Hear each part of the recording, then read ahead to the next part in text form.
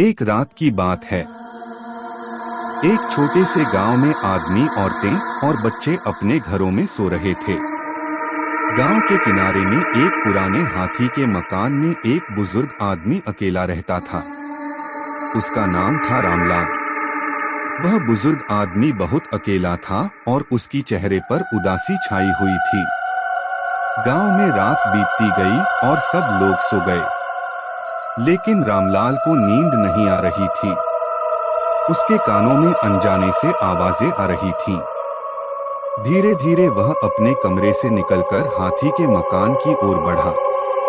उसने महसूस किया कि कुछ अनौपचारिक हो रहा है। रामलाल धीरे धीरे हाथी के मकान के पास पहुंचा। वहां पर रामलाल को एक अद्भुत नजारा दिखाई दिया। एक अजीब जानवर दिखाई दिया जो जंगली था।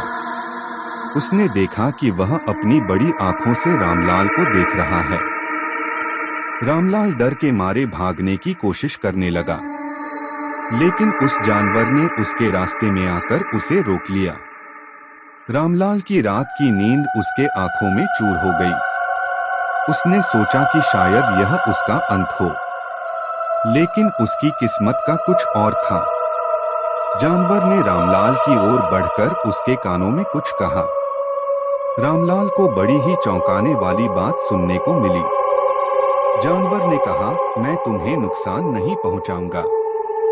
मैं तुम्हें यहाँ से निकाल रहा हूँ क्योंकि इस रात को जंगल में भूतों का समागम होने वाला है। रामलाल ने उस जानवर की बात सुनकर हैरानी से अपने आप को देखा। उसने धीरे धीरे समझा कि वह जानवर किस तरह का है। वह उसे विश्वास करने लगा। जानवर ने रामलाल को उसके घर तक छोड़ दिया। रामलाल ने उस रात को अपने घर में सुरक्षित रूप से बिताया।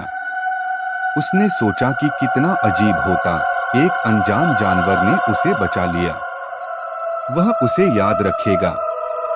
इस घटना के बाद रामलाल ने कभी भी जंगल की ओर नहीं देखा, लेकिन उसके दिल में एक अजीब सा डर हमेशा रहा। वह समझ गया कि जंगल में कई अनजाने और अजीब चीजें होती हैं, जिनसे हमें सावधान रहना चाहिए।